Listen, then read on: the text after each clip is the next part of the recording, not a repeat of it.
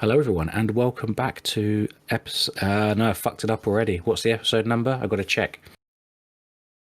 168. I thought we were 167. Stop laughing. This is serious.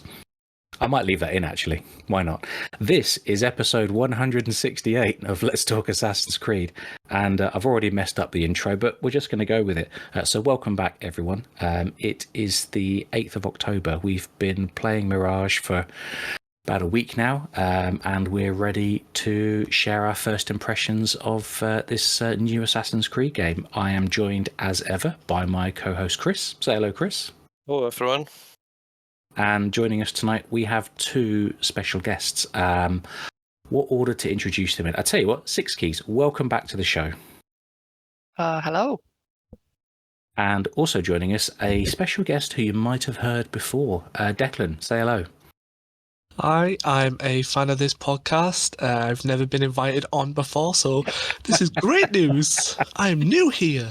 Welcome back, mate. Welcome back. As you may have heard, Declan took a bit of a break back in over the summer holidays, which I think he'd much earned. But we've been staying in touch. Declan and I have been speaking pretty much every day anyway, about life, the universe, and everything. And once we had like the confirmed Mirage release and all the rest of it, he said, I want to come back and talk Assassin's Creed with you guys. It didn't, so we he said, lies.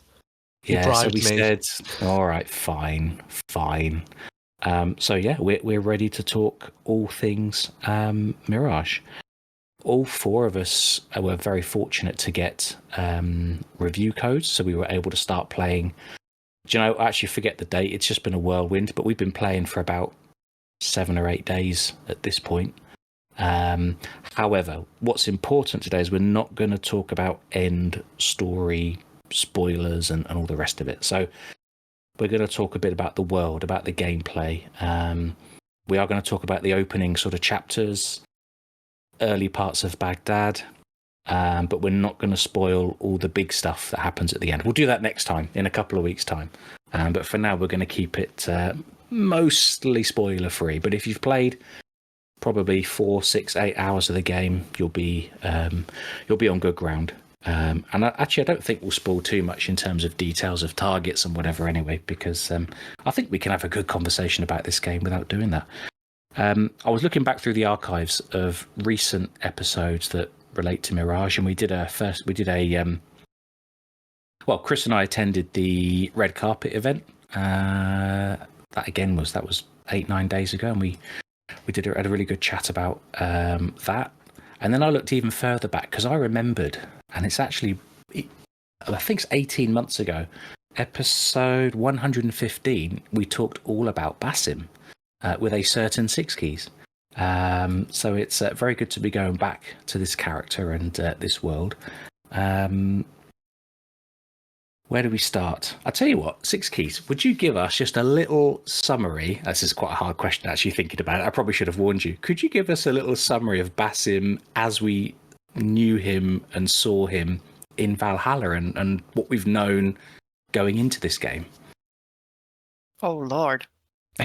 Oh, like a summary of who he is as a character, or what he is to the franchise, I guess.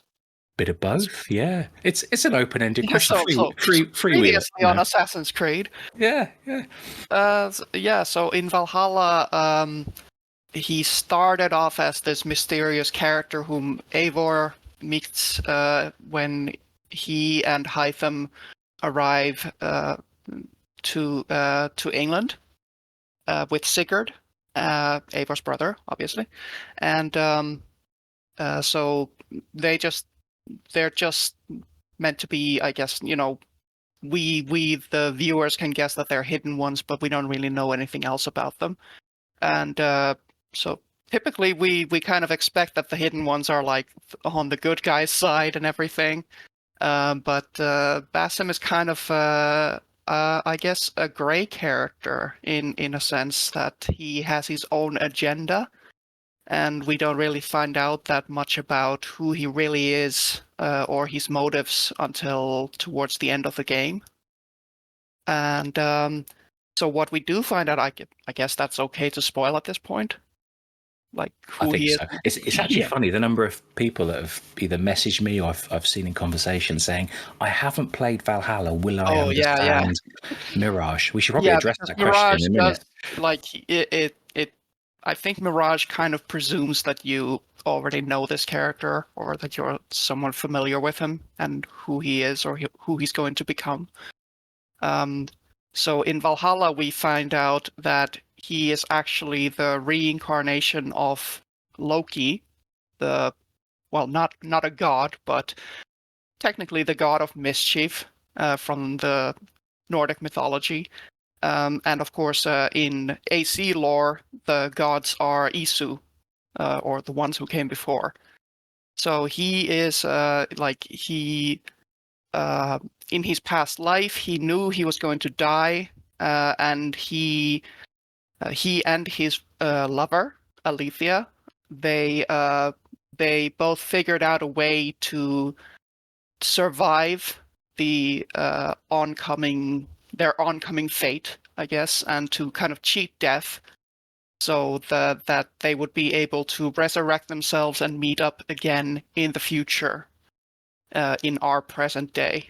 And that's kind of what happened. That he, in Eivor's time, he finds a way to go back to the chamber with this huge, gigantic machine that once you enter it, it sort of, I guess, puts you in a sort of stasis, or what would you call it? Basically, it sustains your life in a coma or something like it until you can wake up again at whatever time, and that's what happens. So he wakes up in our modern day, and he is, he is Loki and Basim at the same time. It's I don't know if I'm any of I'm explaining this in a way that sounds extremely confusing if there's anybody who hasn't played Valhalla listening to this. but so Yeah. he is this very mysterious character, and he has done some terrible things back when he was still Loki, and so he's not like a fully good guy, but he's not an evil guy either. And Mirage is kind of following his story of how he came to remember his past life and become who we know from Valhalla. I hope that made any sense whatsoever. Yeah. It did. I had a look at the wiki for him earlier, just to put a few dates together here on like when are things happening. So 835, Basim is born. 861, the events of Mirage. 867, the events of the Golden City. That's the novel that we reviewed on the show probably about 4 or 5 months ago. So that's where Basim and young Hytham go to Constantinople to hunt the bad guys, as always. And then 870, Basim meets Sigurd in Constantinople. I think that's covered in a comic, which I haven't read. And then, this is interesting, this comment on the wiki, late 872, I guess because there's snow on the ground, Basim arrives in Fornburg to meet the rest of the Raven clan. And then the events of the ending of Valhalla, which, spoiler alert, nah, who cares? Basim confronts Eivor in Yggdrasil. That's 877. He's not as old as I thought he was, actually, at the end of He's at like the in end of his Valhalla. 40s or close to 40 in Valhalla. Yeah, he's around. Yeah, you're right. He's yeah. Actually, no, you're right. That's not as that's probably about bang on. We do know a bit of his backstory from things he says in dialogue about his father, and so on. But I was wondering, Chris, could you sort of get us started in terms of the story and how the game opens? I know we covered this a little bit last week, but for people who perhaps didn't listen last week for fear of spoilers, could you tell us a little bit about the modern day, and then we're dumped into the historical story? the beginning of the game actually starts with one of these videos kind of talking about Basm kind of as a whole in general. Just it's William Miles talking, but he seems to be talking to the general people, I guess, because he's talking to everyone, I guess, and he's explaining kind of who Basm is, and there's things that we can learn from him and stuff. And there's actually a bit of it that I actually want to point out is that in that video, there's a part where he says the time may come when we will be tested as he was, and I fear that time may be coming soon. So that's got nothing to do with this game, I don't think. I feel like that is a hint towards some sort of something in the future anyway. Because how could we possibly be tested as Basm was? And there's a lot to learn from him and all this, so I don't know. But yeah, the game starts like that and basically shows you Basm, and then we get straight into the game, which is Basm. Oh, sorry, no, before Basm wakes up and you have control of the game, he's having a nightmare about the Ginny. Yeah. And it's as it just try to grab him. And then he wakes up and his friend Nahal's there. So then what happens next? And I guess I guess Ginny is not like the genie of the lamp here, but something from Islamic, not mythology, I guess, but more. I don't know if it's Islamic specifically or Arabic culture, but anyway, it's from the culture, and it's like a spirit that they believe that sometimes torments people. Is it like a sleep paralysis thing? I think. I mean, I'm not Arabic, obviously, so I have very little knowledge of it. But as I understand it, it's I guess more like possession. Right. And they're not necessarily evil. Yeah, you're right, because he does talk about wanting to get it exorcised or something. Yeah. Yeah, But okay. but I don't think like Jinnies are not necessarily evil. They're more like they're described as shapeshifters, and sometimes they trick people. I guess you could say that Jinnies can be tricksters, which is very fitting. Yes. But so he's being tormented by these visions that he doesn't understand of this Jinni, this very scary creature in his nightmares that he doesn't understand why it's haunting him, and he's been having these nightmares for as long as he can remember. And that's kind of what sets up the situation where he ends up meeting the Hidden Ones and everything, and like they hope that they can help him with this problem to kind of figure out what's going on in his mind and maybe help him control it. Yeah. Interesting. Is there, bearing in mind I've played the intro couple of hours twice now, is there specific dialogue where they maybe one of the other mentors says that, we can help you with this spirit, all these nightmares? I don't remember if it's said specifically, but when he meets Roshan, his future mentor, they don't talk about it immediately, but at some point during his training, he sort of confides in her because she's like, I can see that you're being tormented by something, some kind of secret, but I don't know what it is, and I can't help you if you don't let me in.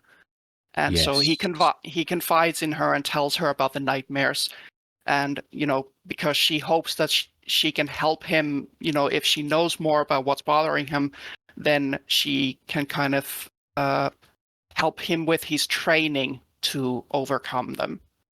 Like she tells him things like, let these thoughts go and just find peace, find a stillness within yourself, meditate. She gives these kinds of these pieces of advice that help him deal with these thoughts, and he kind of finds that during his training, he finds this. He says that he no longer has the nightmares for a little while, at least. Then they sort of come back later. Yeah. I thought that was really interesting. The longer it seemed, anyway, the game was telling us, the more time he spent training in Alamut, he was no longer being tormented. Yeah. And it's only later that more shit goes down. Yeah. It's when he starts killing people. Yeah. Starts taking the targets out. So, yeah. Which actually makes a lot of sense because, before Mirage released, I did a crap ton of genie discovery because I'm strange. But one of the biggest points people should know about genies from the Quran and pre-Arabian history as well as Persian history is they punish intelligent humans for doing harm done to them intentionally or unintentionally. So the genie kind of acts like self-punishment. So it's the idea that every time he takes a life, the genie's self-punishing Basim. So it's like, because the belief is that they punish people for doing harm done to them intentionally or unintentionally, any life that Basim takes could be causing him unintentional harm because of something he's probably done in the past. Because I know a lot of people said it was Loki before. Is it Sarah Bordeaux who went on record saying the genie isn't Loki but something else? So I haven't got that far enough to see what it is, but from when you first haven't finished the game yet, mate. So we've got to keep poker faces here while we talk about these topics. But from what Chris said, and the first target of taking down the person, and you suddenly see the genie, it makes a lot of sense that maybe the genie is a representation of something that Basim's done that's causing him regret. So it's like an emotional side to Basim mentally. But I'm only picking away the surface here. I've got a lot more digging to do. I'll find out next week sometime, and then we'll revisit this talk, and I'll tell you how far wrong I was. Well, yeah, let us know when you get to the end of the story, and whether your interpretation changes. Obviously, I can't confirm or deny if your interpretation will change. I'll tell you one thing that surprised me, and I think we made this comment when we did our preview episode last time. And I suppose this is a really obvious comment, and I'm going to make this comment now just because the number of people I've seen saying, isn't Mirage just like Valhalla? I mean, the answer is no, not at all. Not at all. Maybe we'll come to that in a minute in more detail. But just in terms of the intro and the opening set of scenes and missions, we've had 3 games of increasing length. And I went and got the numbers from How Long to Beat earlier while I was doing some reading. And I'm just going to read them out here. So this is How Long to Beat. This is main story. This is the average number. So I really like that website. They differentiate between like a rushed playthrough and a leisurely playthrough. I'm normally at the leisurely end of the spectrum, but just as an average, right? Origins 30 hours, Odyssey 45, Valhalla 61. Mirage at the moment, and of course there haven't been that many numbers submitted, is about averaging at 12. So it's a totally different scale of game, which is fine. Don't take that as a criticism from me, not at all. But what was kind of almost like a culture shock was just how fast the story gets going and the character is introduced, and you just get on with the tutorial and you're working for Derwish, and then the hidden ones turn up almost within the first few minutes. And it really was kind of surprising after we've had a series of games with very long, sometimes very, very dramatic, cinematic intros that play out over multiple hours. The Odyssey's the one I remember best, and you're still adding parts of the overall gameplay 10, 15 hours in as you explore more of the world. So yeah, I found it really refreshing, to be honest. Yeah. Absolutely. Because some people say the intro is rushed, but I actually found it nice to just kind of get into the action. Or not even get into the action, but, just get the story going, and it keeps going. And it doesn't waste time. I like that for a change. It's this common thing in like all the AC games. It's like, how long is it going to be before you see the title screen? And it's always like you don't know, because I mean, 30 hours. some of them are ridiculous, but this one is pleasantly quite short. So I tell you, like Valhalla was for me was the longest because new game. I was still quite new to open world games then. I'll be honest with you. And I thought, well, here we are in Norway. I am going to explore this region, and I'm going to check every marker, explore every building, and I did, and I was having a great time. So I didn't see the title card, because when you get the title card in Valhalla, when you sail away from Thornburg with Sigurd and Basim and Hytham, and it's as you're sailing up that fjord to head off to England. So for me, that was something crazy, like 20 hours, because I was just having a great time just exploring. So yeah, you can fit several video games just in the time I spent exploring Norway. But yeah, you're right. You just bang, Norway bang, bang. could have been its own game, its Mm. own map. Yeah, and it's kind of a meme these days too, because of not just Ubisoft games, but games in general are getting longer. So it's kind of a meme almost these days to hear people say, the beginning is a bit slow, but it gets good. It gets good after the first 60 hours. And Yeah, man, that's always Final Fantasy's bad for that, I hear. I don't play Final Fantasy, so I wouldn't know, but I've never played I've one. heard. I'll be honest I've with never you. played one either, but it's just not my style. But I hear that all the time. It's like, it gets good after about 12 hours. They're like, what? Yeah, it's a bit like with TV shows. Some people say, "Oh, it gets good in the second season or third season." And I'm like, I'm not gonna watch that much TV, and if I'm not sure, I'm gonna like it. No. Exactly. No, this game does not hang around, does it? I was wondering. So an observation I made. I think we were discussing it on Discord the other day.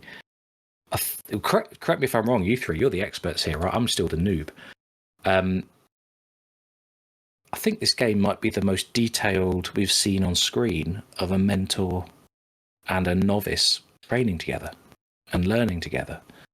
The last time I can think of that would be Belek and Arno, but that's two very short missions. Ezio doesn't have anyone to train with. He just has to teach himself, and occasionally people pop up and throw him some advice on how to do a climb leap. A lot of the other assassins that Edward learns on his own. Go on, SixKeys. Technically, Ezio had Uncle Mario. Yeah. Oh, true. They did a little bit of training in the training grounds at the villa, but it wasn't as deep as in this game. Yeah. I thought we were going to get to see the cinematic trailer that we got a few months back. See, and it's they two training in Alamut Castle, and they're all over the place fighting, doing a bit of parkour and stuff.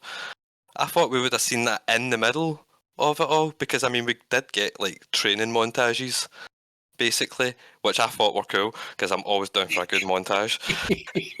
Have we ever had a montage like that in an Assassin's Creed game? It really felt like I was watching an action film. Yeah, it was great. But no, I thought we were going to, because of that, I just thought we would have seen that specific bit of trailer in the game where they're up in the actual bit of castle, fighting it out, doing a bit of sparring. So yeah, I'm surprised I didn't see that. Yeah, the devs were honest, weren't they? We do not visit Alamut itself, the castle. Yeah. In the game, and yeah, we really do not. You cannot jump up there. There are invisible walls all around that. Yeah, tried. Same. Like, it's so close. I just want to go. Do you know, that'll be interesting. Give it a few weeks, and I'm sure there'll be free camera mods. The mods are coming over there for PC, and we'll be able to fly the camera. Of course, it'll be probably quite a low res. There'll be nothing in it. Yeah. Can you imagine if they added like some secret message to players who do that? Wouldn't be surprised knowing Ubisoft.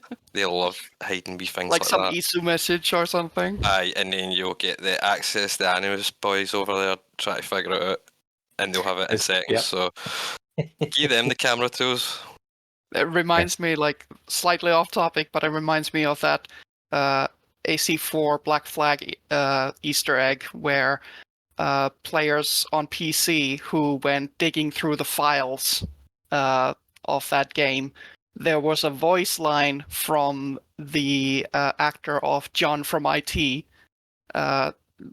where you could extract that voice file, and it would say something like, "Oh, you clever guy! You think you're so hot, don't you? You went digging through the files and you found me. Well, congratulations!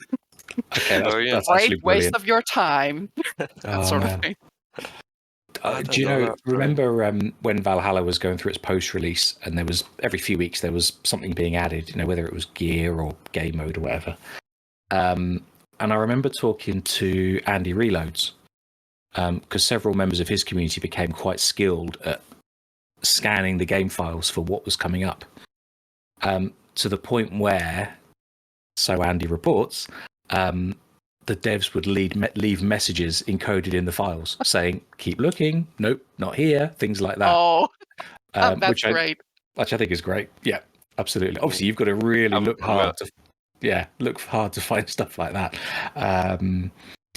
So yeah, I tell you, let's go back to story and characters. All right, Declan, talk us through like the opening few hours and the key characters we meet, and what do you think? Roshan's there again within a few moments. Nihal is there. Derwish, the person that we kind of scrape a living running errands for him. Talk us through the main characters. Delicious, probably the character that I did not expect to like, because I read a lot of like fantasy novels about street thieves. So when Basim's like, "I'm gonna meet this guy," I was like, all right, he's gonna be one of those, big tough guys that beats up the thieves that don't deliver enough stuff. And it turns out to be like a jolly little old Santa kind of guy. I was like, oh, well, that's not what I expected. But Nihal is intriguing. There's a lot of stuff I don't know about her. I have a theory that I'm not going to share here because it's pretty spoilery, but I don't know. There's something about her that doesn't feel right. Roshan is just adorable. Like, if anyone's got a problem with Roshan, then they're going to come at them with a cup of tea, because Roshan can be my mentor any day. She's adorable. She's kind of terrifying in her, I don't know how to say it, unique way. She's so confident and precise. Yeah. And so driven. She's like impressive. Oh yeah, she's like, in my honest opinion, if I could pick anybody to train me to be an assassin, it would be Roshan or Cassandra. Both of them up there, like, terrifying. They will kick your butt if you get out of line, but you know that you have to be in line. But it kind of makes saying sense. You wouldn't have Father of the Year Haytham Kenway teach you how to? Hell no. I want Roshan. She can, like, Understood. if I mess up, she's going to kick my ass. That's perfect. But I think her character gets more depth when you read Daughter of No One, which we've read the preview, and honestly, read that, and then you see how her body language, how she reacts, her voice. She is honestly a powerful lady. She's been through a lot of crap in her life, and the fact that she can stand there and take Basim's crap and any other assassin's crap that comes at her, commend the woman. Like, I commend her. Honestly, all the other characters kind of fall off so far. I can't remember his name, sadly, but the guy who takes you to your first mission in the bureau, that you meet in Baghdad. Fulad. Yeah, Fulad seems nice, but I don't know, he's just not eventful for me. I just don't think I know much about him. And then there's the back and forward with the vendor who does your tools. After the first time, that gets a bit annoying quick. Like, not too Really? rude, but I actually thought that was quite... I giggled every time. So we should explain now, oh my God, it's the Banu Musa brothers, isn't it? Yeah. They were historical characters. There's 3 of them, and there's one of them at each of the bureau, and they will upgrade your tools and all the rest of it. And it is a running joke through the game that Basim confuses them and names them all wrong, and they get cross. It's a silly joke, but can I be honest? I guess I'm easily pleased. It made me laugh.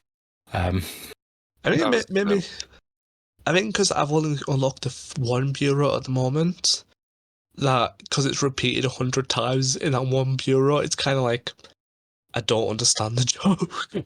Ah, I think the reason I'm stuck on that one bureau is just because I really don't like the investigation menu system. But that's a topic for another time, probably. But over that, the first few hours, the game's quite decent. The first two missions are black box. They utilize every option for stealth except tools, which I'm going to be nitpicky about because the fact of the game gives you two black box missions, which are a lot of fun stealth wise.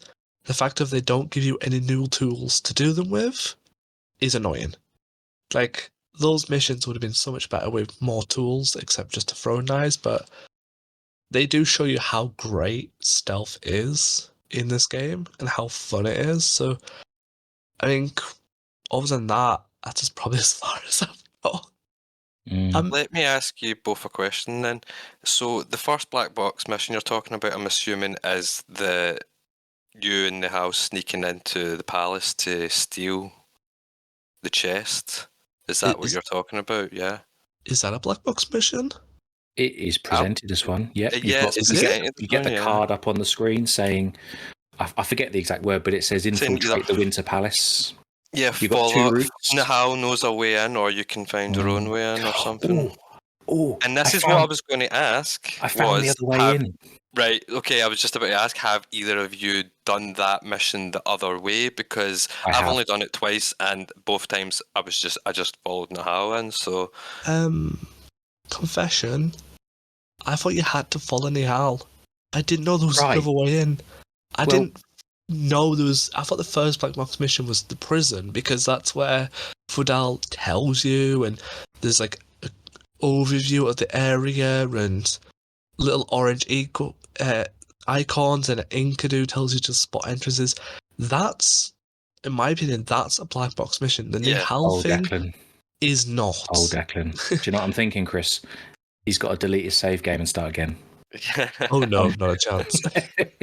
Yeah, the Winter Palace infiltration with Nihal, that's a black box. It's a tutorial. What I love about the game, and this is not a spoiler, this is just a bit of gameplay, is as you progress through the game, there are multiple black box missions. The number of options you get, the little orange icons which tell you there's a hidden entrance or talk to merchants, or all the different options, it gets longer and longer and longer as the complexity builds. And I just love that. But yeah, when you do the first mission, so you can follow Nihal, and you've got a little icon over her head, so you can easily follow her as she sneaks through the guards and hides in all the bushes. And the other icon is that tombstone. It's a flight of stairs, but I always think of it as a tombstone icon marking a hidden entrance. Do you remember, Chris, when we were chatting last week, and we had the 45 minutes of preview time, and I really wanted to find the other, but we didn't have time, so I just followed Nihal to get on with it. The other entrance is on the riverside, so there's that tower with a gear chest in it. You walk round to that side, and actually the hidden entrance, when you see that icon, you think underground tunnel. It isn't. It's just an open window. So you climb over the wall into the gardens, through the open window, and then you're in. Does it show up on your compass or your map when you get close to it? When you get close enough, yes. Right, okay. Fair enough then. I might try I've just not tried it. I might try that on my next playthrough. I feel like probably most people follow Nihal because the game is still so much at the beginning, and you just sort of, and maybe it's kind of a character thing too. You know that these two have a special bond, so you want to stick together. Which I think it's kind of clever, actually. I don't think many people are going to do, go their own way the first time, but they might on the second playthrough. Yeah. Yeah, because most people at that point in the game, you're just you want to see what happens next, and it's your very first one, so most people are just going to take the easy option. Yeah, and maybe they kind of, not just, she can help Basim, but maybe also you kind of fear for her safety. Like, what if she gets detected? Maybe I should look after her. Yeah. Maybe we can, we better stick together in case something goes wrong. Absolutely. And you get a slightly different line of dialogue. If you go through the hidden entrance, it brings you... So do you remember where she crouches by that locked door and there's the little sort of interior garden with the guards on You need to a get the permanent key. loop? Yeah. If you go through the hidden entrance, the window, it brings you to the other side of that garden from Nihal. You can sneak through the tall grass. I think it's fields of poppies, isn't it? You can steal the key and walk up to it, and you get a slightly different line of dialogue because you've already got the key. So that's nice. Now the game is kind of reacting. What do they call it? Dynamic dialogue, I think. She is waiting at the door for you then? Yeah. Yes. Cool. Yes. Let me tell Yeah. you guys though, about the key, because I had a bug throughout my entire playthrough where I could not find keys either with Eagle Vision nor with Enkidu, the eagle. So my entire playthrough, I had to, I got the thing where sometimes if I use Eagle Vision, I hear the sound of keys jingling. Mhm. But I could not locate who actually has them. I know that it must be someone in my view, but are they upstairs? Are they downstairs? I have no idea. So even if I snuck past, all ghost, stealthy, very I'm not gonna do any unnecessary killing. I sneak past 20 people undetected, and then I have to go back and kill them all anyway, just to find that damn key. No. That's So like playing I on just, ultra hard difficulty or nightmare or something. right? And the only reason I knew it wasn't supposed to be like that was because I played the demo a few weeks ago, and there, the keys worked. But for a Damn. while, I probably would have been like, is this just part of the tutorial? Does it get easier? This is really hardcore. I tell you what, let's take that point of keys. So if people have played Valhalla, you'll know that often the different kind of environment puzzles would be there's a locked door or there's a locked chest, and you've got to find the guard with the key, assassinate them, or kill them in melee combat and get the keys. It was like a way of adding a little bit of extra effort. The Valhalla was asking you to do a little bit more for each location, whereas Odyssey, you just ran around and tapped E for interact, E to loot everything or whatever. That is back with Mirage. So there are keys, there are barred doors and barred windows, but much more, what's the right word? It felt more natural, and it never felt... I have to say, Valhalla's puzzles of barred doors eventually just became a bit quite clever for the first 20 hours, but eventually it was like, okay, fine.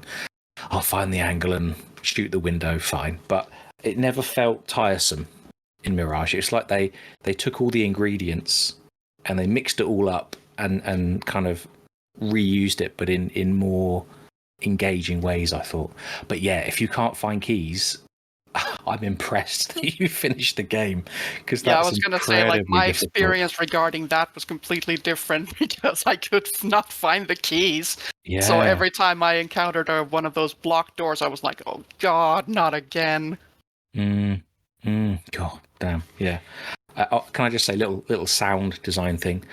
The little crack of timber that you hear when he snaps the bar off. I love that sound effect. Whoever made that sound effect, bravo. And see, this is another small thing. thing, and it's so dumb, but see the fact that you can take the bars off the door. Chris, you've gone on mute there, mate. Wait a second. Sorry, I was tapping the button with my finger by accident. No worries. So say that sentence again, and I'll just do a little snip. I was saying the fact that you can take the bars off the windows manually without smashing them, I think is such a nice little detail. I only do it half the time, but it's good because you can take the bars off the doors quietly, because there might still be guards in the area that might hear it. Yep. So nice touch. And and you can choose whether to open the door or leave it closed for now. I sometimes do it, I'll open a door just in case, because I don't know, maybe I'm gonna need a quick way out after the assassination. So yeah. I was doing that. The first big black box mission, which is at the Karwansarai, I believe we would pronounce it. It's spelt like caravan in English, but I'm guessing it's that's where we stole English. Always steals words from other languages. I'm assuming we stole this word from Arabic. The first mission there, when I was blending like a social stealth champion. It was great, and I was scouting out all the routes. I won't say who the target is, just for the sake of spoilers. And I was paying attention to the environment, and I was exploring those passageways around the edge. And I saw the barred door, and I thought, I might need a quick exit. I'm going to unbar that door now, just in case I need a route out. And actually, that became a thing that I did constantly, was looking in environments and looking for the exit route, and unbarring the doors just in case. And I'd be interested to hear. Of course, you couldn't do this the first time through the game, but when you're replaying a game, if you know the mission, could you, before you start the mission, could you go ahead, infiltrate the location, unbar all the doors? Would they remain unbarred when you start the investigation or the infiltration? I don't know. It'd be interesting to find out, though. Could you make your job easier with foresight? Possibly. I think depending on how far away from the area you go before you go back to it. It'll reset. 'Cause I know that things respawn after a certain distance, so I'm not sure. Yeah. That would be a really nice detail. It would. If you, yeah, it would be cheating to open up all these access routes through missions. Should we talk a bit about the world, the world of Baghdad, the wilderness, Anbar? Chris, do you want to give us your impressions of the playground that they created for us? Well, I think it's one of the best maps they've ever built, to be honest. I think it's a great size for a start, which I think a lot of people are appreciating. It's not wildly massive and full of nothing forever. So there's that, and then on top of it, I mean, it looks absolutely gorgeous. And then mix in the density of it as well, and it's like I said before, it is quickly becoming one of my favourite maps of all of the AC series. So yeah, it's gorgeous. SixKeys, what do you think? Impressions of Baghdad and the surrounding region? Yeah, I think Baghdad is absolutely beautiful. The art direction, I love roaming around at night, especially when the sky is dark and full of stars, and you just have these narrow, dimly lit alleyways. These very warm orange colors. It's really beautiful. It kind of reminds me of Constantinople in Revelations. It was really beautiful, and kind of adjacent to a different topic, but for parkour, it's a game changer. Like, the level design is just completely, it's so good here. Like, everywhere you go, you always have several routes to choose from, and it's great. I don't do, like, in previous games, I've never done like choreographed runs where I plan a route ahead. I just kind of improvise, do whatever feels right at the moment, and I can do that here. I couldn't really do that in Valhalla. They completely. Like I said earlier, I played the demo a few weeks ago, and in the demo was still from an earlier build, and the parkour was still very inconsistent. Like, I would fall down a lot, would stick to random surfaces or not stick. Fall down a lot, that sort of thing, and I was very worried. But they completely fixed that, or well, mostly fixed it. You do still have the occasional problems, but yeah, they mostly fixed my problems with parkour, and it feels great now, in my opinion. Like, it's still obviously it's still not like on the same level as the Ezio games, for example. It's still based on Valhalla's system. But the level design, it makes a huge difference in just how moving through the city feels. It feels fun. You can always go in any direction that you feel like. You have many options. You can climb, or you can vault over this object. You can use the new things that they introduced, the poles. You can, use zip lines. You always have so many options, and it's great. I love it. They really Yeah. filled the city, didn't they, with so many surfaces and beams and window ledges and ropes, everything. There's not as many poles as I thought, though. Did you think? Yeah. No, yeah, I did feel that was a bit of a shame. Like, I Yeah. only came across like 3 maybe in my entire game. Yeah. Mm. I actually didn't come across that many, but since I've started my second playthrough, I actually see a lot of them when I'm on ground level and I'm running through the streets. I actually see them all the time, and I'm like, how do I never see these when I'm up there? So I don't know. But actually, to your point, they've made it fun again, because I have found myself a lot of the time in older Assassin's Creed games, like even the Ezio collection sometimes, like I will tend to just stick to the streets because I'm just trying to get to this place, and it's actually going to take me longer to go across the roofs. So I'm actually just going to run there. Whereas in this game, I'm not ever really wanting to do that. I don't care if it takes longer now. I'm going to go up high and I'm going to run across the roofs and find a cool way to go. And it's so full of detail that you just love being on the rooftops. There's ladders everywhere. There's boxes. You always have the white sheets, which are always like a parkour starter marker. Like take this route and it's gonna be very smooth. There's so many details to look at, and I just feel like AC really works in this kind of setting where it's like just these urban settings where you have so many, like the streets are crowded and there's always details to look at. It's not just flat countryside everywhere. It's just it's a very interesting playground. Yeah. Would you say I thought this after a couple of days of playing, with the time, money, people constraints, they were never going to recreate parkour from scratch. It's true that we don't have full manual control over every action and movement. It's possible. You can do back ejects fairly consistently. Side ejects are possible if all the surfaces are right and the stars align.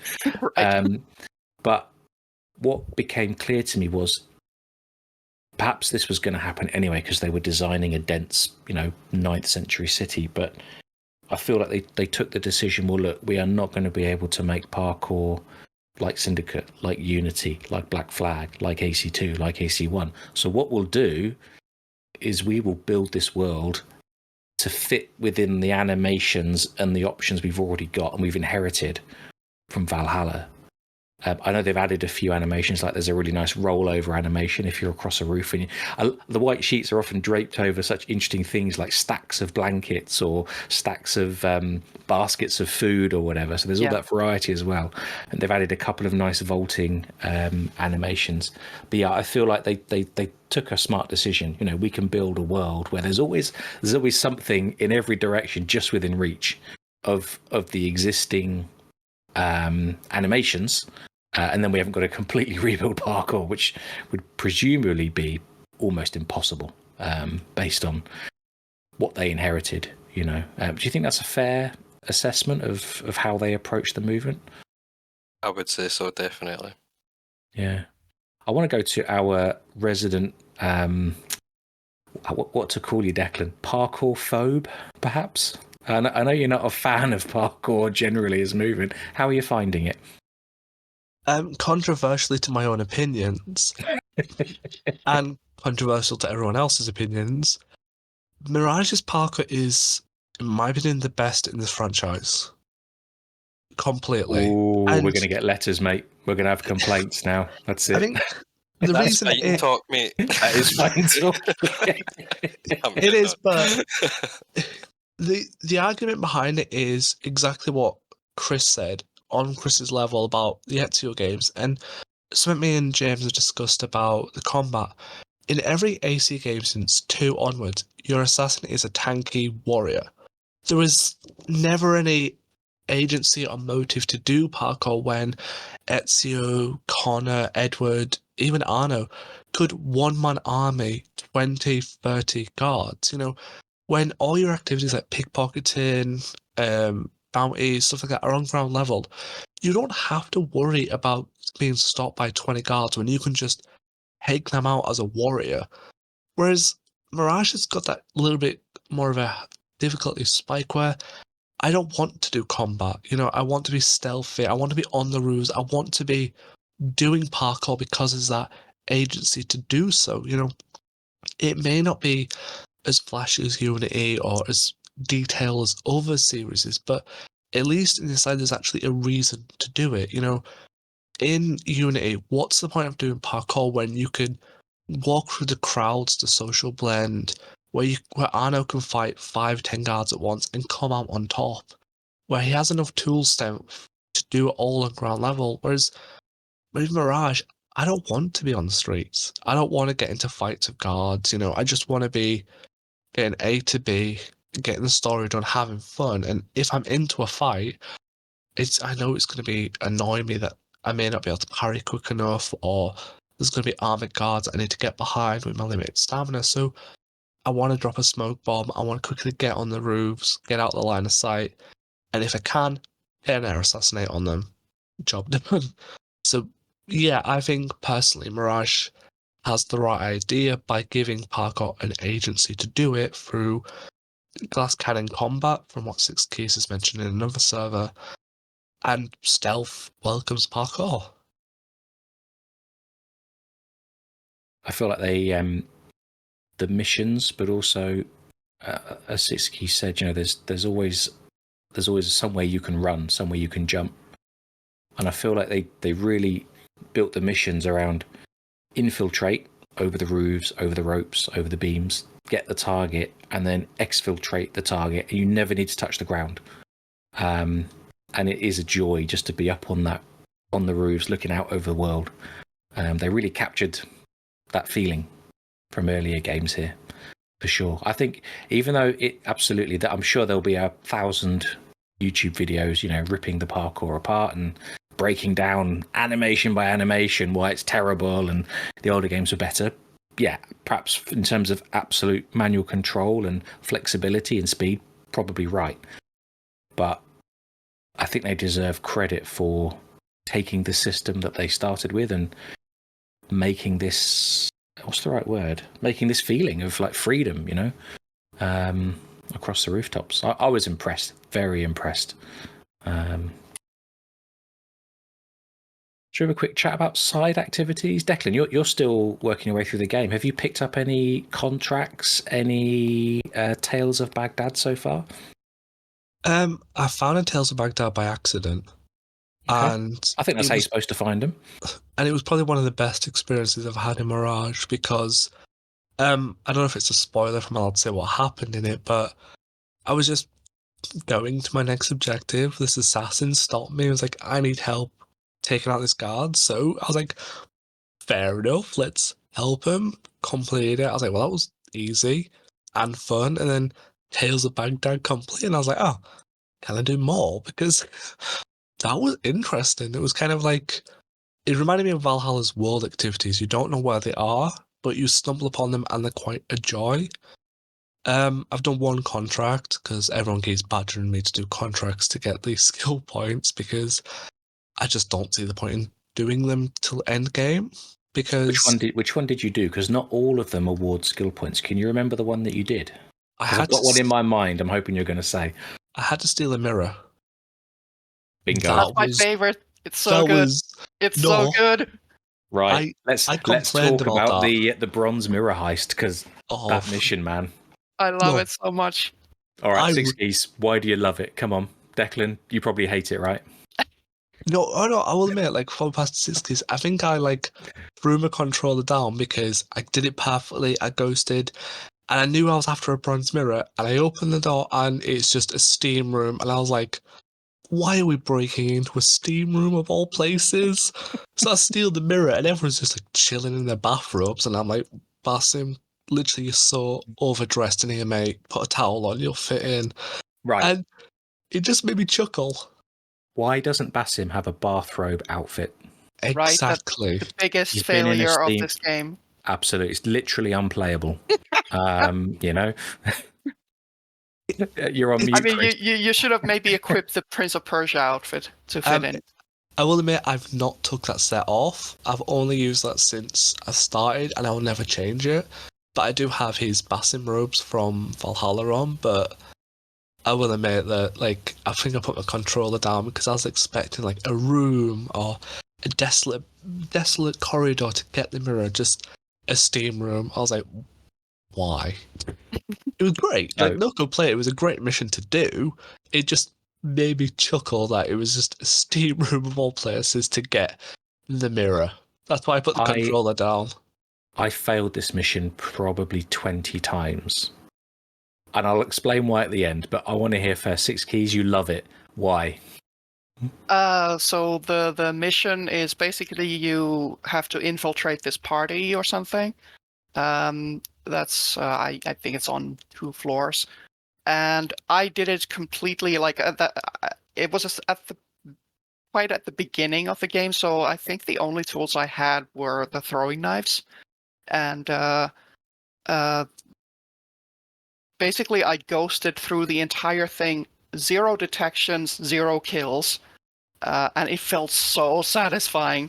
You have like these crowds of people on the balcony where you enter that you can blend with, and then you have a key to steal. And this key was actually easy to find, so thank God, since I wasn't able to see it in Eagle Vision. But where did you get the key and how? I saw that the guard that has it, he was like roaming around, and he would sometimes stop on a bench, and I snuck into a bush right behind the bench and pickpocketed the key without him noticing. You can can do that. Yes, because you can do that. When I first accepted the mission, because you get 2 skill points for this mission, which I think is one of the few contracts that grants either that many, it might be the only mission that grants that many skill points. So I thought, I need skill points. I want to unlock skills. So I picked up this mission. And there's, again, just with the world design, there's these various routes that clearly take you in over trees and cranes and whatever. Yeah. And I was hiding in the bushes right where you're just... This is terrible for a podcast, which is audio only. But if you've played the mission, you know what I'm talking about. In fact, setting homework. Pause this, go and play the mission, and then come back to the podcast. Right. So I hid in the bushes. Now I had Eagle Vision. So I was watching the guard with the key walk back and forth, and he sits on a bench, and I thought, right, I can sit on the bench next to him. Can I pickpocket while sitting? Okay, there's a little crowd right there. And then I thought, right, I'll blend with the crowd, and as he gets up off the bench and turns away, I'll pickpocket. But I could never get the timing right, and he would always detect me. So you're saying that while he sat on the bench, you can crouch behind him? Yeah. My first thought was what you said, sit on the bench next to him. But then I thought, what if he detects me? Because sometimes they can be a little unpredictable. And I thought, okay, I'm just going to do it completely hidden behind his back. And yeah, that was possible. So I was hidden in the bush, and I stole it while he was sitting on the bench. And then snuck away before he started looking around. And then I just snuck around until I found the mirror. And I figured, should I go back the same way I came from? Because I know it's easy, I know it's safe. Just go through the bushes. But then I thought, you know what? Let's live a little. Let's try crowd blending through, just boldly go through not the front door, but I guess, just go into the crowd and see if I can sneak out completely undetected. And I did. And it was exhilarating just being able to do that. And I love that this game actually, not only allows for ghosting, but encourages it in these kinds of missions. It's wonderful.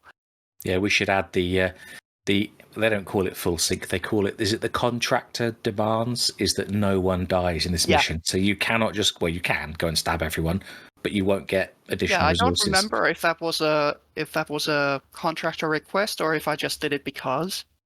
But it's definitely a contractor request because I kept failing and getting detected, and I thought, well, look, I'm detected. I either kill everyone or I really wanted the extra resources, so I ran away, let the level restart, and then went back. I went back and respec'd all my tools to make them non-lethal because you could you can upgrade the noisemaker, the smoke bomb, and so on to do damage. So I Right. specifically went and spec'd everything to be like bigger radius for the smoke, but non-lethal, bigger this for this, but make sure it was non-lethal.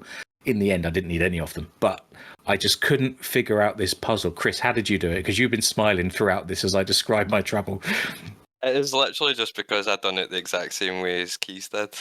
And I just Damn crouched in the it. bush behind the bench and just grabbed it. But I was afraid because I went to do it that way, and at first I thought, oh no, I'm going to do this, but he's probably going to stand up automatically out of the bush, and I'll be seen and I'll get caught. But no, it worked. So yeah, I just done that. Pro tip, Declan, you finished this mission?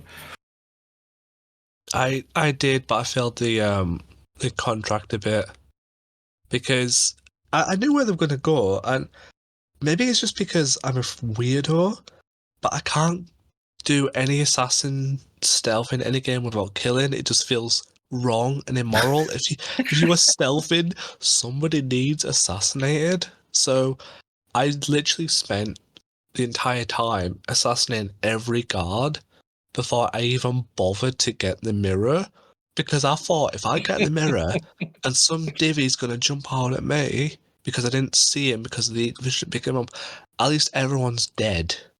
And I think it takes me so long because I hide the bodies.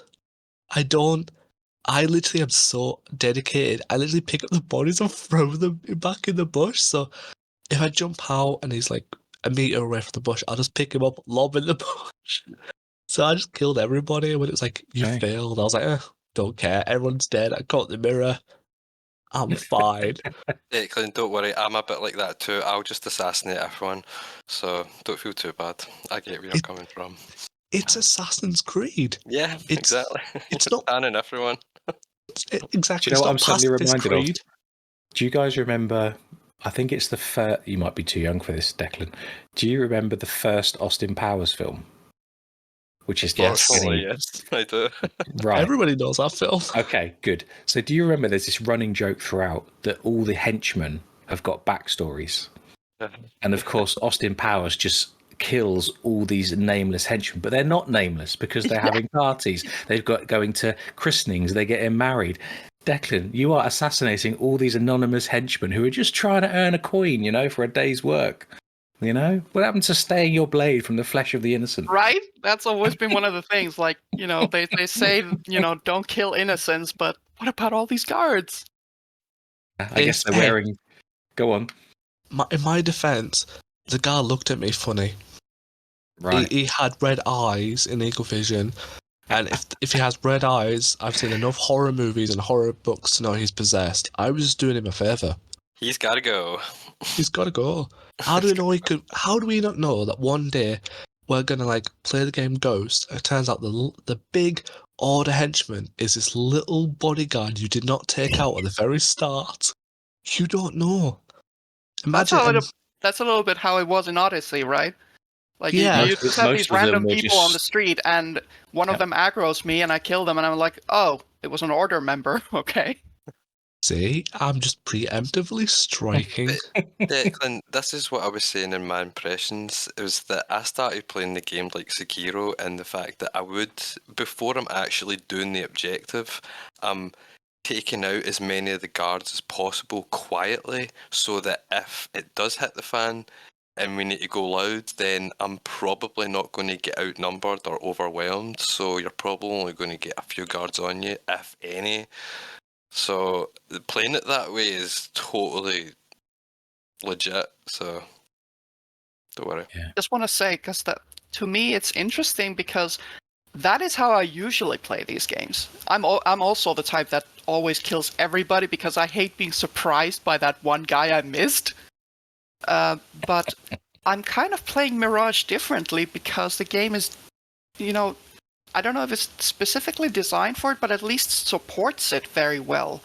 That they kind of, I don't know if they encourage you, or maybe it's just because of the way the levels are designed, but it's very easy to avoid people because you have you have distraction tools, you have traps, sleep darts.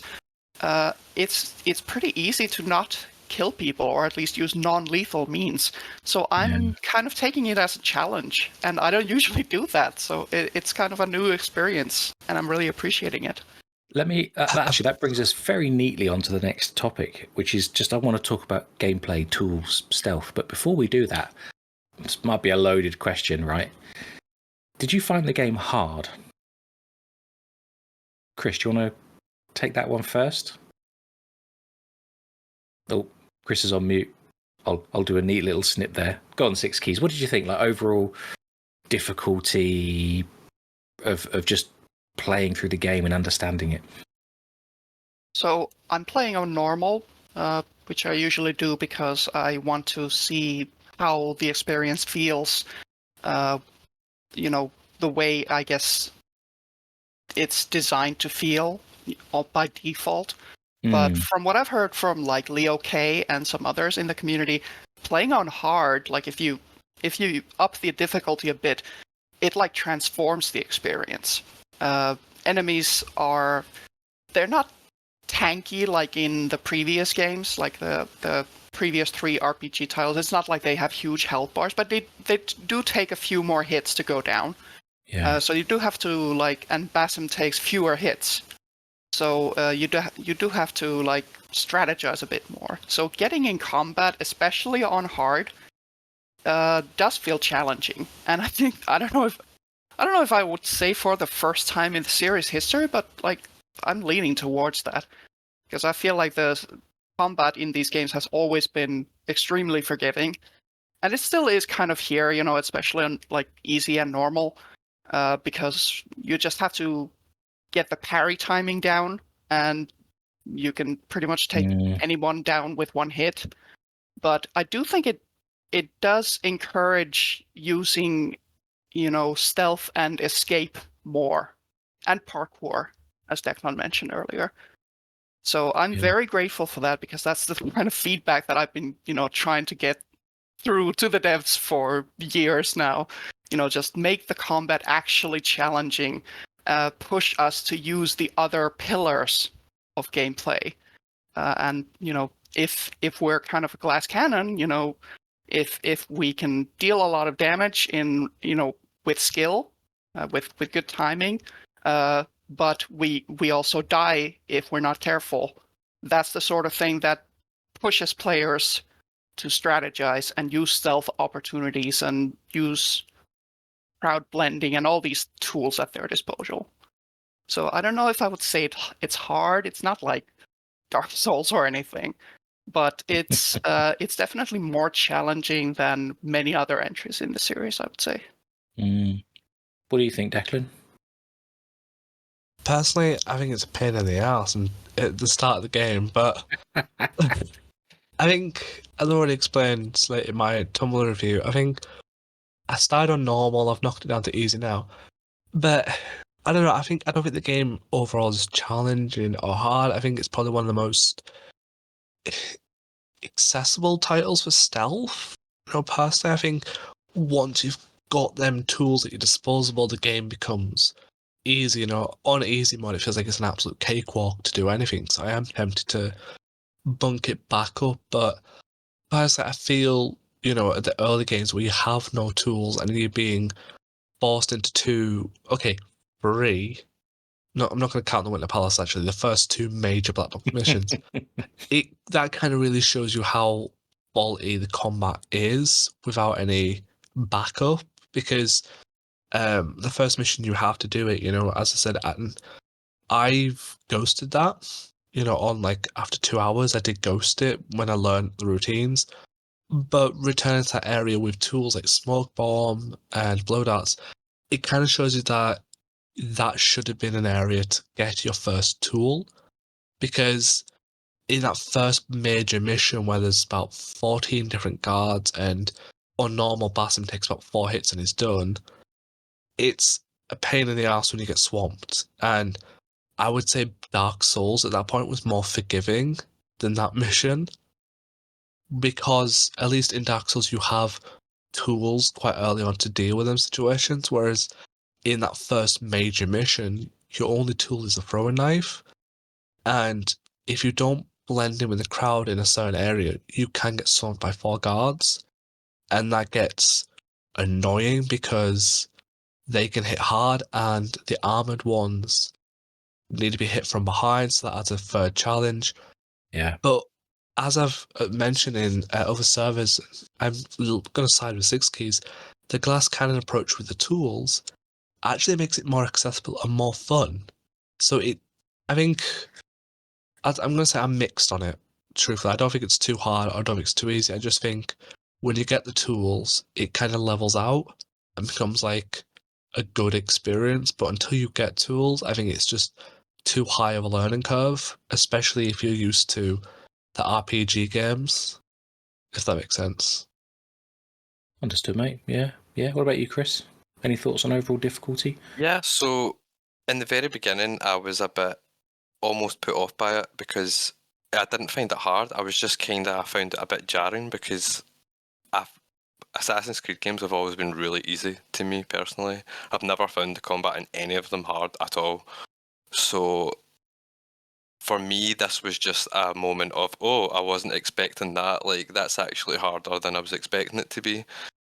But in saying that, it still feels kind of like the old combat, because once I realised that, see, if you just parry one hit off of them, then you can kill them Instant in kill. one hit. Yeah, you just instant kill them. So it's almost like that deflect hit from the older games. Well, the counter kill, sorry. That's the thing that hard mode makes a little bit different. That on normal, if you just parry once, you can one-hit kill them. But on hard, the enemies stagger back, and you can like kick them back, but they can still take hits. They don't go down with just one parry. I usually play games just on normal, just for the sake of it. The only time I ever changed the difficulty is for like an achievement or something like that. But I'm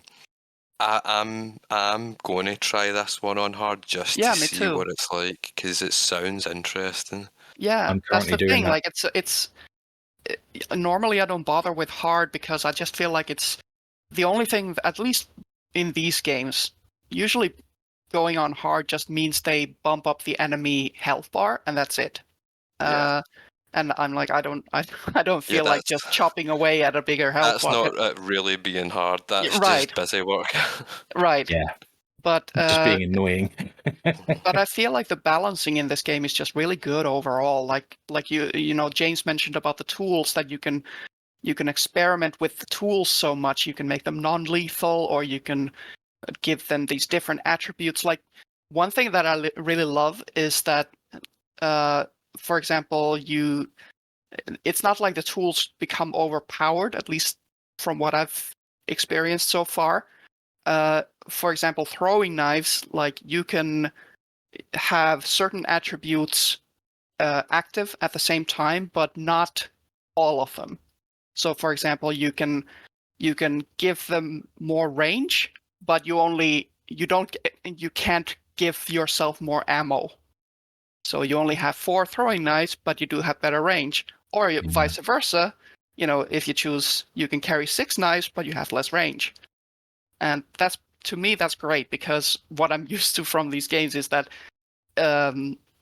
eventually, you know, even if the beginning is a bit challenging, it very quickly becomes easy, because they force you to get upgrades, like you get more health by default by completing missions, or the game makes you buy more armor that you can't take off anymore, that sort of thing.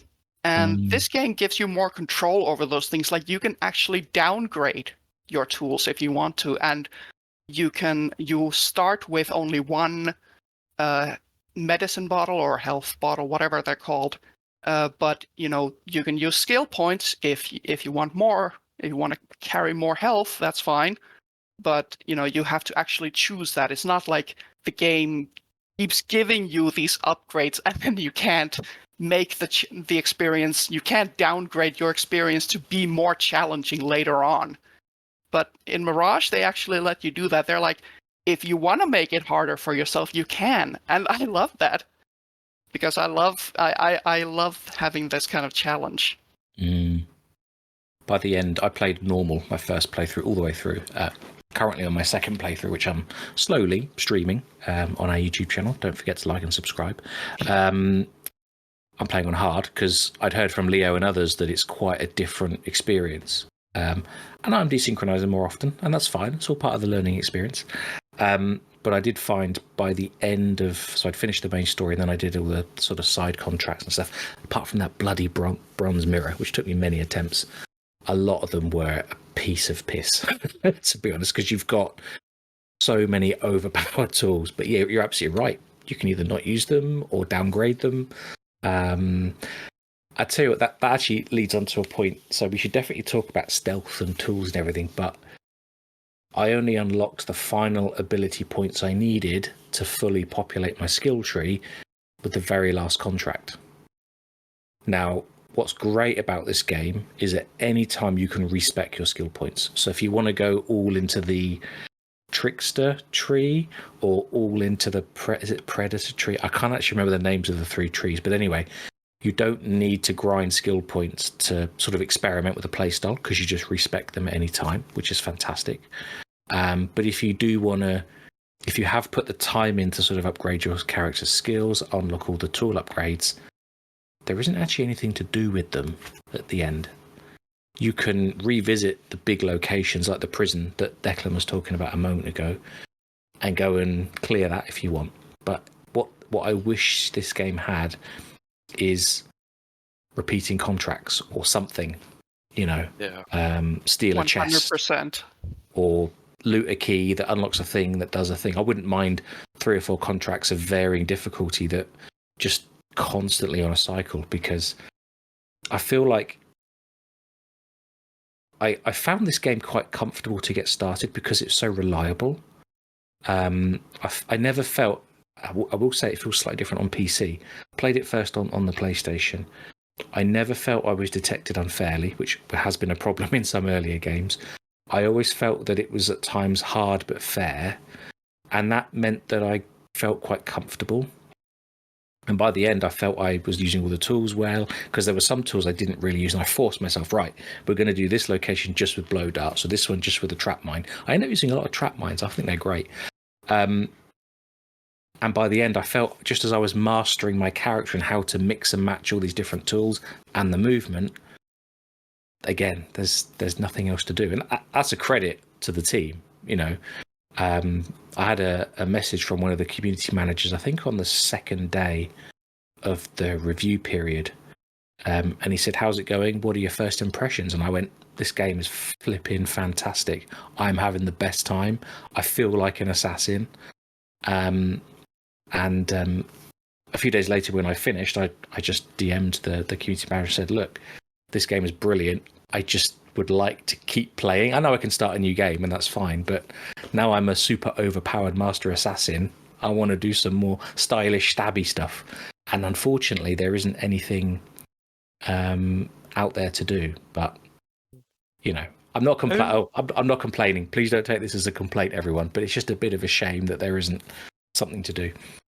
How many of the Tales of Baghdad are there? Because there's not many, is there? 6 from memory. Is that all? Yeah. Thought there was maybe a few more than that. I'm going to go and check right now. It's a shame because I honestly thought there would maybe be a few more. 6 tales. There's 7 lost books. That's 1 set of collectibles. There is mysterious shards. There's 19 contracts. Is this 12 the enigmas. first one without some sort of collectible, some useless collectible, may I add? Can I miss that, actually? I mean, would you like them to add a DLC that just puts 300 random icons? I liked collecting my 420 Please, where are the 300 flags? flags? Fucking hell, man. Do you know, it was the chests in Syndicate that just pissed me off. There's like 350 chests. Well, but that's another thing that this game, just real quick, this game doesn't feel like... in all the other previous ACs, I always felt compelled to hoover up every icon on the map, including every treasure chest and all that. and it kind of, I feel like that has contributed a lot to the, what people kind of derisively call the Ubisoft syndrome. That maps are, they look cluttered and full of things to collect, and and in this game the chests aren't marked on your map. Like, you can, if you go to the round city, like the very center of the map, there is a cartographer that sells maps that shows you the locations, but it's not a place that's introduced to you right at the beginning. It's, you sort of naturally go further and further into the center of the city as you progress. So it's something that you unless you explore a lot, you might come across him only towards the late game. And I actually appreciated that. Like, every time I came across a chest, I was like, okay, I'll just pick this up since I'm here. But I didn't like have a cluttered map full of things. And that was another refreshing thing, I thought. The game didn't, and it doesn't have like achievements, open every chest in Baghdad, that sort of thing. The collectibles just sort of feel like either they give you some sort of extra reward that's nice to have, but there are no achievements tied to them, so it doesn't feel like you have to 100%. Just do whatever you like. Do whatever feels good for you. Play it your style. Yeah. It's just it's a fascinating game. Like, going back to that point of how long to beat. 12 hours main story. You could play the main story over 12 hours. You could ignore all the side content. You could have a good time. You've been a sneaky assassin, and that's it. Yeah, there's something very, I don't know what it is. I don't know how to describe it, but you're right. There's something very clever about this game in how I suppose it's pacing. It paces out the missions. You kind of always know where you are because you've got the intro, the middle bit where you're doing your investigations, and then the conclusion, which we won't talk about today. And yeah, you have got contracts, you have got some books, but it's never overwhelming. There's only 7 books to collect. Earlier games would probably have made it 50 or something stupid. And I felt this game respected my time. I spent quite a bit of time after finishing the main story doing the tales, gathering the collectibles, and just doing some stuff for trophies because I hadn't earned all the trophies. But yeah, I think this is. I hope future games take this approach. Less is more. I want to explore Baghdad because I'm having fun vaulting over rooftops, not because I've got 7,000 chests that need opening. Except for Chris, he loves collectibles, so he's all right there. Well, there is a caveat to that. I mean, I don't mind collecting, but when it is too many, there is such thing as that. Too many collectibles. So, yeah. Let's talk stealth. This is a stealth game.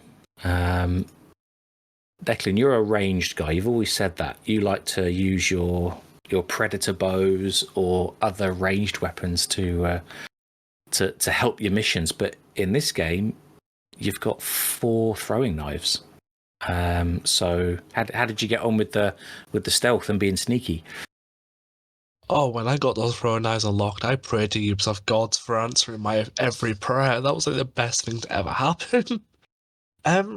Honestly, stealth reminds me a lot of the last 3 RPG games in the sense of I'm building a certain playstyle that I want. So, in the older games when it was stealth, it was just, wing it and hope for the best, because if you're going to get caught, you just tank the hell out of it. Who gives a crap? When you could be an Ezio standing through 20 guards, it doesn't matter. But I deliberately stopped doing missions to focus on getting the tools after a while to get all unlocked, because I've now got 3. And now I've got 3 tools: smoke bomb, blow darts, and maxed out throwing knives. It has made the game probably 100% better. It's so much of a delight there's a viewpoint in a restricted place, which I can't remember where it was now, and it was such a delight to use assassin focus to get in, take out 2 guards. I'm obsessed with that assassin focus 100%, and then to use blow darts. Hold that thought, we're going to come to that in a minute. I can't wait to talk about it. And then use blow darts to take a couple of other enemies out. And then if I got caught, I dropped a smoke bomb without doing combat. And then from afar, just corrosive throwing knives all the way because that's the range. And headshots are instant kills. The fact of it's instant kills with a headshot is the best thing they could have done in this game because I'm not wasting 4 knives on one guy. You know, the only letdown about the throwing knives being the only range is there's syndicate style traps where you can knock down barrels or something on cranes. Yeah. I don't like wasting my throwing knives because if there's 4 guys, 4 knives, 4 guys all melted, that's perfect. Or I could waste one to make a huge scene. But I don't know, I think I'm Well, loving you've got to it. think piss pot, plan your route, you're in charge Oh, now. I think that's the whole point. Planning route is so satisfying. I have got a specific playstyle now for stealth, and everyone says Valhalla stealth was broken, but I found a way to play Valhalla stealth by doing a certain build. And I think, when you can strategically play stealth, that's when stealth becomes fun. And having tools and a world built to strategically play stealth, I think it's the best option. I just, we do need more range. Maybe a bow. Basim should have a bow. Everybody has a bow. That's it. They must have thought about this carefully, right? Because Altair, I'm not even going to get into the crossbow meme. He doesn't have a crossbow, right? He doesn't have a bow. So they must have looked at it and thought, well, we can't give Basim a bow, and then for some reason the assassins stop using them in the preceding 200 years. So that must be the reason why he doesn't carry one, or maybe it just encumbers him too much. He can't do stylish parkour, with a crossbow strapped to his back. I think they just didn't want him to have any real proper ranged weapons. I think they wanted to really force us to go stealth this time, and I think that was a good idea. Making the combat the way it is a bit punishing that way. So yeah, it is kind of forcing you to think a bit more and be like, okay, I can't get caught, so I'm going to need to do this or that. So I think it was a really good idea on Ubisoft's part to make that decision, because, like I said, it's kind of forcing the stealth now. And I mean, it's Assassin's Creed after all, so why not? And I love that, in the beginning when you still haven't unlocked all the upgrades to your tools, you only have 4 throwing knives. But if you do have some of the other tools unlocked, then you can kind of plan like, okay, I'm out of knives. Now what do I do? Okay, well, I guess I gotta use the trap, or I gotta use the blowing dart. And that's like, I'm usually, when I play these games, I stick to only a couple of things that I like. For example, like I don't like using the hidden gun, so I rarely use it. But in this game, Can I just say, for a kind tiny of find, second, I thought to myself, when does Basim get a hidden gun? Just ignore me. like, I actually found the trap kind of not useless, but like, I figured I prefer throwing knives. I prefer smoke bombs. So I didn't use it that much. It was one of the last that I unlocked. But then, I found myself in situations where I was like, I don't want to kill this guy. I want to sneak past him, but I don't have any blow darts and I don't have I don't have smoke bombs. And then I went, oh, but the trap is non-lethal. I can use that. And I did. And I found myself, experimenting with tools that I normally wouldn't use. So that was great. Awesome. Yeah, that's what I like to use, the blow darts to close the gap and then just assassinate them when I get to them. So yeah. I'll just say, just briefly on the topic of traps, I don't think they're that much used by people, but I use them quite a lot. And do you remember in the, I always get this wrong, was it the gameplay demo or the dev diary, where they showed infiltrating that location, Basim is high up on the ropes. He does assassin focus. He kills the target and he throws a trap defensively to like block guards. I find myself using traps offensively. So when I'm in the middle of a melee, I will drop a trap or I'll throw traps at guards because it detonates immediately and I get the benefit of it. So I use them maybe quite differently, but I like traps. Oh, I'll tell you what's fun. The upgrade that you can do where you can detonate it from a distance by whistling. I don't know why, but I haven't that's so tried funny. that yet. Is it good? I don't know. I actually haven't, but I've seen clips of people doing it, and it's just like it's such a stupid idea. Like, why would Basim in the 9th century have something like that? It's like a huge technological leap, but it's just so funny. I've seen the clips that I've seen of people using it. I feel like you could have a lot of fun with that. Yeah. Do you want to? I tell you what, SixKeys, we've got a fantastic new ability in Mirage. Tell us about Assassin Focus because I think it's awesome, and I use it when you lot. mentioned that demo or dev diary where Basim has to where he uses the trap.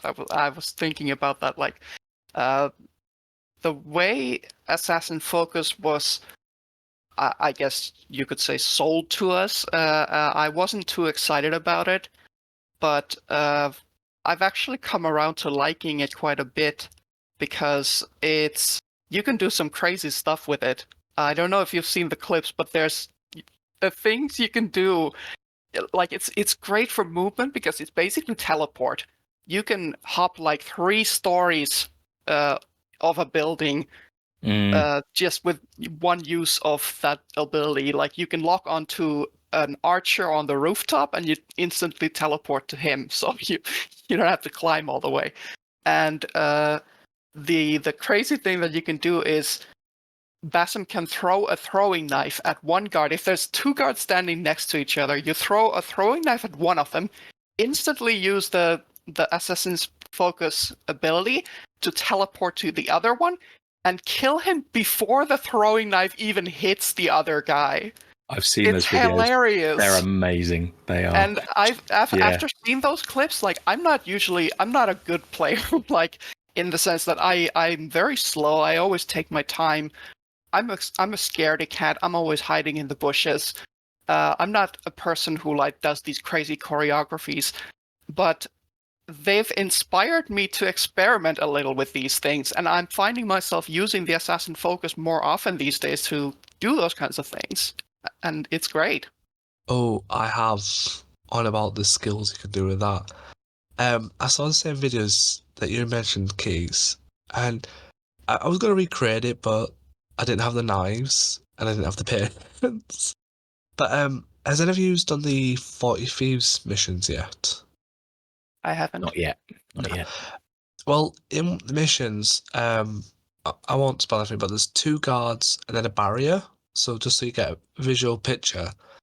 And I got the yellow detecting warning, so the guard spotted us. And one guard walked to me. And I used Assassin Focus on the guard that was still guarding the door. And expecting in all intents and purposes to be spotted.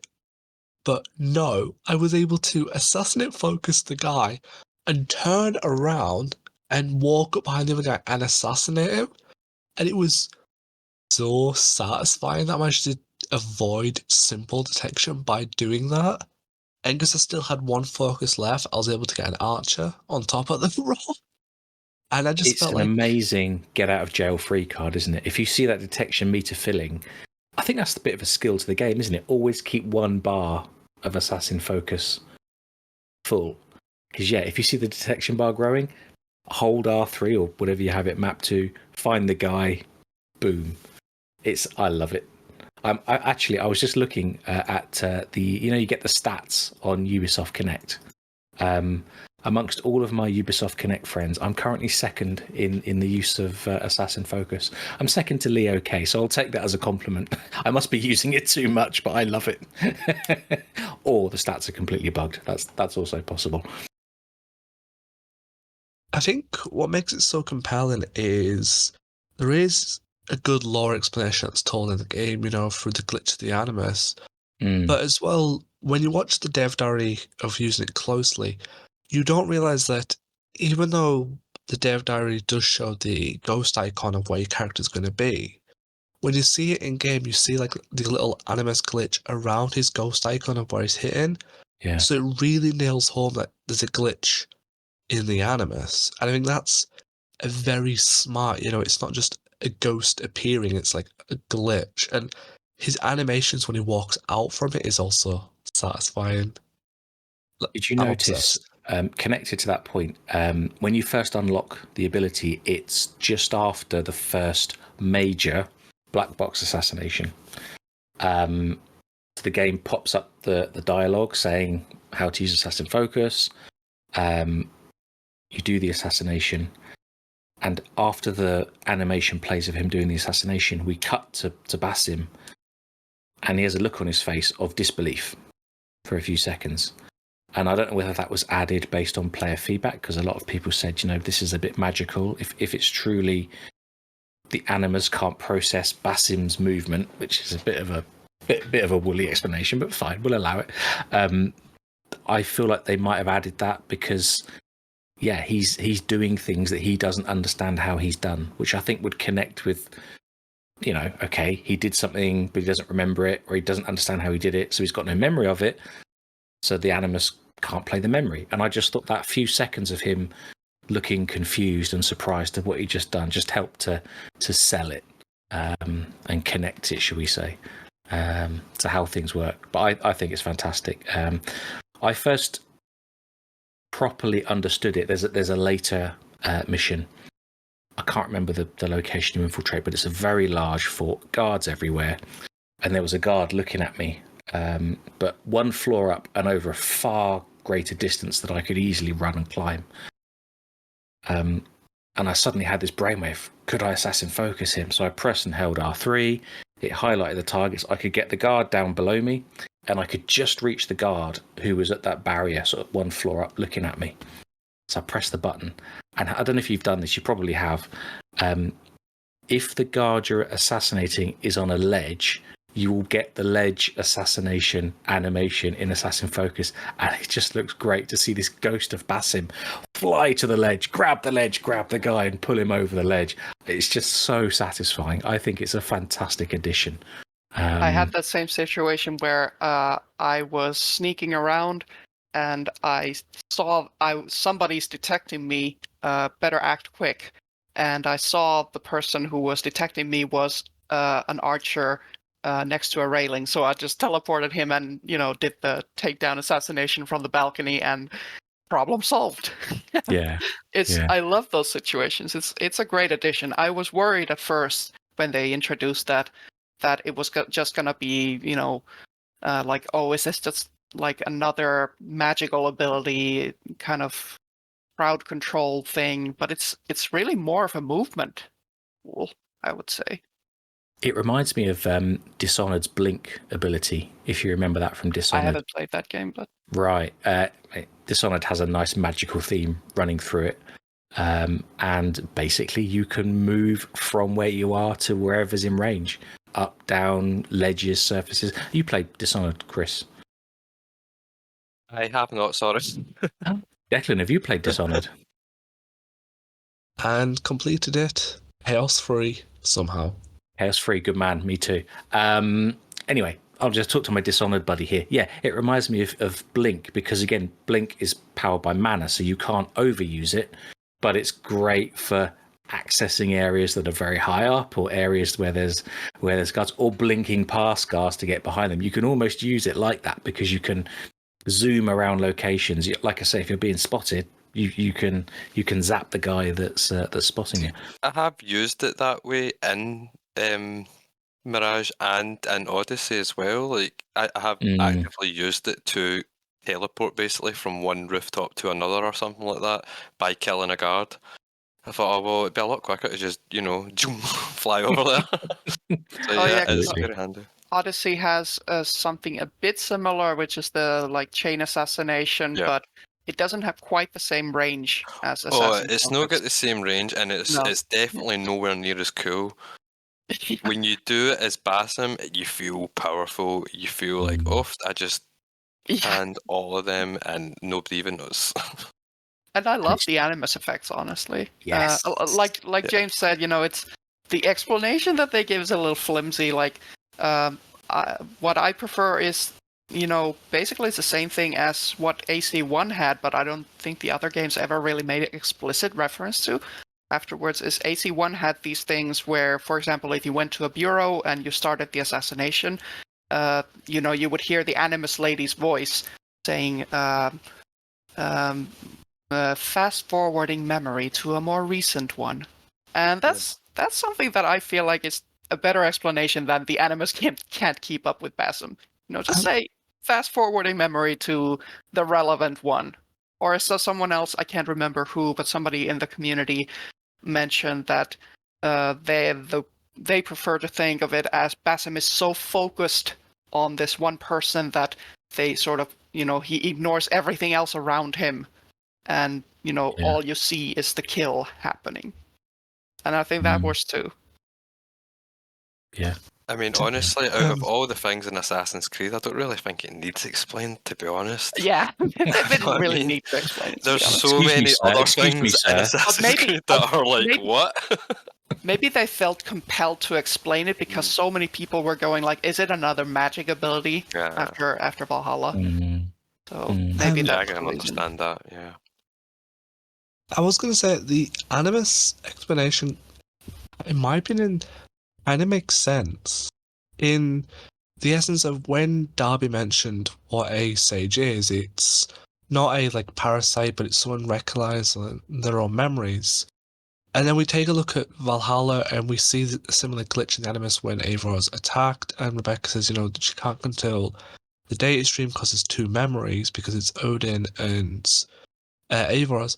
I kind of see Assassin Focus as the point where Basim's memories are leaking. Not Basim, Loki's memories are leaking through his combat experience, and Basim can't mentally understand Loki's combat experience because Basim has no knowledge of Loki. So the Animus is then trying to load in Basim's movements, which are also bleeding through as Loki's understanding of his own combat, which then probably throws the Animus through a loop because the Animus is like, well, no, the memory is of Basim doing the movements, not Loki, but at the same time, his blood will be showing Basim the memories of Loki forming this feat of agility.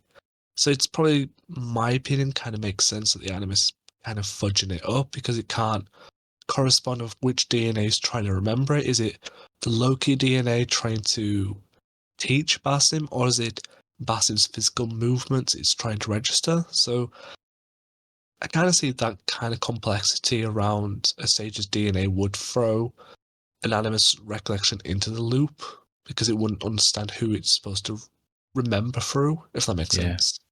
I like that. I wrote something a few months ago now along those lines. I'm going to read it to you because I've got the microphone. Why not? I'm going to read it verbatim. So here we go. This is my explanation for how Assassin Focus might work. And more importantly, it's compliant with how the Animus functions, and it complies with what we know of Basim from his appearance in Valhalla. So during the recent Reddit AMA, the creative lead said they couldn't fully answer questions about Assassin Focus without spoiling anything. This suggests to me that there is a more complex narrative or character story here than just, we did this because it's cool. Side note, yep, they might have just done it because it's cool. It's a variation on Odyssey's Rust assassination. There was something similar in Dawn of Ragnarok. Fine. You can do things because they're cool. That's all right. So this was my explanation, which doesn't match with what we've seen in the game, but I wrote this a few months ago. The Animus replays memories, and it can also fill in gaps between those memories. Memories are imperfect. Darby previously wrote a long thread, now sadly lost, talking about this, and also this allows for a bit of creative freedom. Basim has an internal struggle that we know some of from our time with him in Valhalla, but we don't yet know exactly how it will manifest in Mirage. It's entirely possible that at certain moments of extreme concentration, Basim is able to access his other self, which gives him access to certain abilities that some consider unnatural. I've been watching a lot of Star Wars. You'll have to excuse that prequel meme there. These abilities might appear to an outside observer to be superhuman. It's possible that during these moments, the feats that he achieves, he cannot himself properly explain, and more importantly, he cannot recall. He knows he assassinated those 3 guards, he can see the bodies at his feet, but he can't actually recall how he did it. And the Animus at these moments would not have a clear memory stream to analyse and replay, so there must be gaps in the memory stream. That was how I thought it might work, and I don't think that's really at all mentioned in the game like that. But I'm fine with what's in the game. You know, it's an awesome ability, and I've used it a lot. I was going to ask you all a question. I've realised how long we've been recording, so I'm going to ask you all for like a let's say like a closing comment. Let's go to our guests first. Declan, welcome back, mate. It's nice to speak to you again. Have you back on the show. Give us your feelings. I know you haven't finished the game yet, but give us your feelings on like the overall feel of the game. What do you think about its position in the franchise? What kind of game is it? How have you enjoyed it? So my closing thoughts would be it's the ultimate middle ground. It's dripping with, there's tons of RPG influence in there, especially with the way you build your tools, you know, the free stuff you pick, the stats. But it's also got really a lot of nostalgia and gameplay loop of the older games. So it feels like, in my opinion, Ubisoft should utilize this title to tell stories of previous assassins that need more modern day stories, like Aya, who needs a more story. You know, give her a game in Mirage style gameplay where it's smaller. You could then use them to bridge the gap between the larger titles. And I think this also gives Ubisoft room to breathe with a larger title. So if, let's say, Red's going to take 3 years and they don't want a 3-year gap between titles, drop a smaller title, Mirage style, that is a middle ground, and instead of wasting resources on a new character, bring all the characters back to light that could deserve a new story, like Aya, Aveline, maybe a little bit more Evie and Jacob, maybe Arno pre-Dead Kings, you know, maybe some more assassins, or even smaller stories that could be told from the world of Assassin's Creed, just to bridge the gap. But overall, Mirage is decent. It's probably one of the coolest stealth Assassin's Creed titles in years, and if anything they should learn is, you know, the glass cannon approach to force parkour and stealth should be adapted a little bit more. Understood, mate. What about you, SixKeys? What do you think?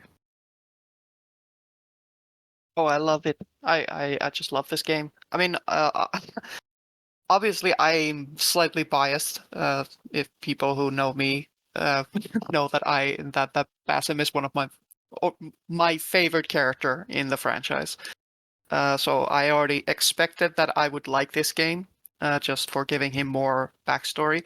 But I did not expect to love it this much, just because of all the other stuff. Yeah. It's just it's a well balanced game. It's doing things that the series hasn't done before, which is weird. You know, that some people or some critics are criticizing it for, you know, oh, it's the same old. It's just Assassin's Creed, and I'm like, yeah, it's the first like real stealth Assassin's Creed that, well, I mean, this is just my personal opinion, obviously, but you know, the first game that feels like Assassin's Creed in a long time. We're not playing as a Magi or warrior, or a Mystios. We're just playing as an assassin, as a hidden one. And we have tools, and the game is very stealth focused, very narrative focused. There's not hundreds and hundreds of hours of, you know, time wasting things.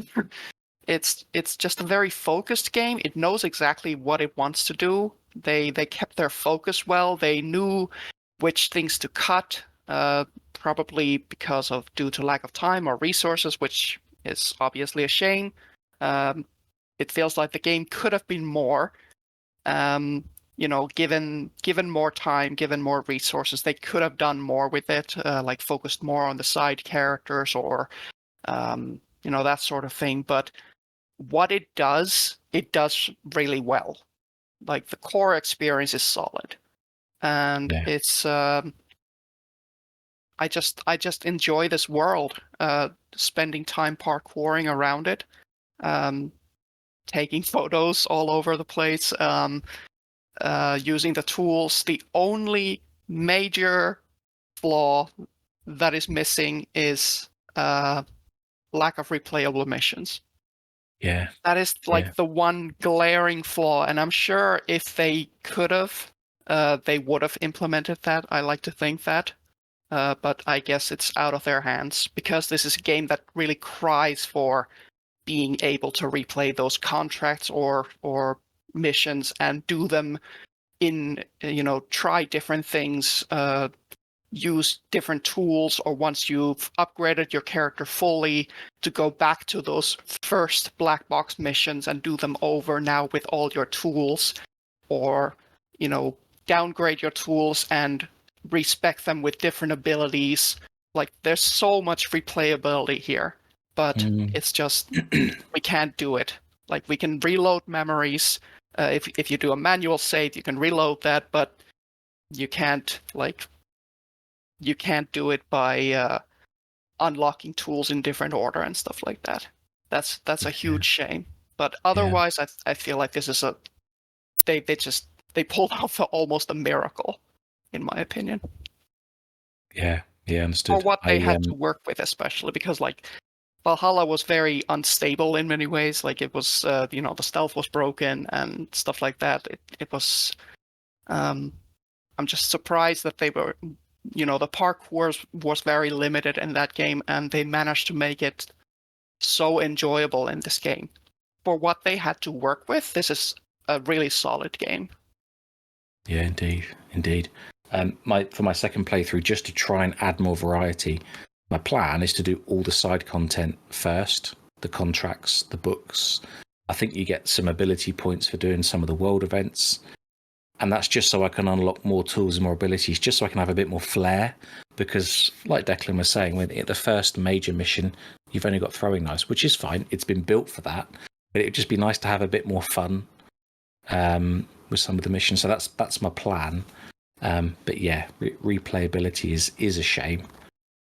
Having said that, if it's a limited amount of resources, I'm glad that they focused it on delivering what they did, because so far, like you said, been very reliable, rock solid, rather than spending dev time on building a replayable contract system and therefore less time on quality.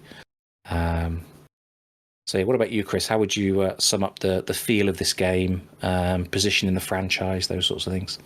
Well, I honestly think it's a great game. I totally agree with Declan in that they should totally use this as like a jump off point to tell other stories with shorter games in between bigger titles, because there are so many characters now in Assassin's Creed that deserve more. And I mean, there's so many characters out there that people are like actively asking for every day. Can we have another game for this person?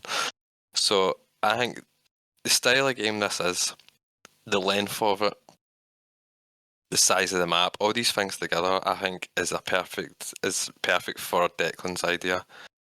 So yeah, and like Keys was saying, like, I think from what we've been given, that was meant to be a DLC from a completely different game that doesn't really feel anything like this game at all. When you talk about parkour, combat, all these things, I mean, you can feel bits of Valhalla in it, obviously, but for the most part, it's like its own thing, and it feels like it. And I think, and it was Bordeaux, and this is their first AC game, I think, isn't it? So I honestly, They did one of hats the off to them. DLCs for Valhalla, but this is their first. This is their first full main project, AC title, and honestly, hats off to them. They've done a bang out job. Really impressed. Yeah, like Leo K said, I'll play whatever Bordeaux does next, and I feel the same way. Like, with this one game, they've proven to me that they understand what an AC core experience should be. So I really, really hope that this team gets to prove themselves with another game soon, whatever they may be. Yeah. I would love if it was another experience like Mirage. Yeah. If they could bang out one of these every 2 or 3 years, whilst the other studios take different approaches, I would be so that'd be happy if we got amazing. something like this every two or 3 Yeah. years. Same. Yeah. That'd be great. Especially with older characters like Aya, Connor, Cassandra, Yeah, these types of people. So Yeah. yeah, All you need is a dense city, a number of challenging missions. The Story. movement in this game is obviously not as mechanically complex or precise as the early games, but it doesn't need to be to make you feel like an assassin. I feel like an assassin in this game, and which is the first game to give that feeling since, I suppose, Syndicate. Even Syndicate, sometimes, because of just how it's structured and whatever, you can brute force your way through that if you want to. So yeah, it's amazing. It'd be fast. We'll never know because we're on the outside, but there's lots of talented developers and designers at Ubisoft, and maybe this is a great example of focus. The Bordeaux team's focus was on that assassin experience, and Montreal, who led the development of Origins and Valhalla, and Quebec, who led the development of Odyssey, the focus was very clearly not on an assassin experience. It was on, let's do an open world adventure game. Yeah, well, they were trying to get on the Witcher bandwagon, weren't they? So, is there room in the franchise for lots of different branches, do you think? A stealth-focused branch and an action-adventure-focused branch? I would say so. Personally, Assassin's Creed is probably one of the rarest brands that, in my personal opinion, could be any type of genre. There is no limit because the last RPG shown that issue-centric stories in open world can work. Are they perfect? No, I don't think AC's ever had a perfect game since launch. And that's just someone who's been playing 15 years. Every AC has some type of flaw that holds it back that the next game improves on. So the AC, or the older AC titles in Mirage show, well, the older AC titles show that you can have very assassin-y urban games. The last three RPGs show you can have open world issue-centric type storylines, and Mirage shows you can have tight-knit stealth themed Assassin's Creed. So far, that's three different genres because first AC is like action adventure, the last three were RPG, and I'm going to say I disagree with anyone who says Mirage is anything but pure stealth. This is a stealth focused game. This is an action adventure. This is a stealth light RPG title. And I think AC has room to be an MMO. If you look at The Last Descendants, 3 people can access a data stream at once. It's not impossible for MMOs to do that. XCOM is isometric top-down stealth-based strategy. Assassins can be that. It doesn't. So I think Assassin's Creed has room to grow in any other platform. It's just it needs studios like Bordeaux and Quebec and Montreal to have a vision on what branch they're going for.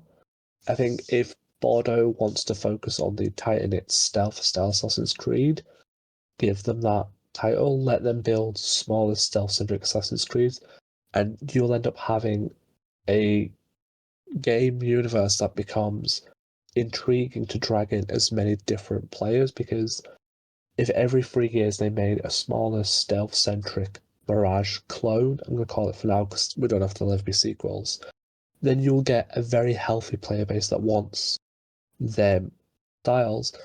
And then if you make another Assassinate open world that has learned from Mirage, so it has a little bit more stealth, but it's still that open world 80-hour experience, which isn't a problem in this day and age. Games are supposed to keep you lasting, especially for the price. That would still then give Ubisoft a player base that may want that. So I think Mirage has proven that it can exist inside the franchise if Ubisoft is willing to give it the focus on creating a multi-brand genre for Assassin's Creed, because it can work if you focus on it. Understood. All right. Yeah, maybe that is, the key going forward is allow different studios or different teams to make what kind of games they want to make. Yeah. I'd be Like up for that. maybe whatever Bordeaux works on next, maybe they want to, since Ubisoft in general seems to be, going all in on AC. They might do a different project, or it might be something AC related again.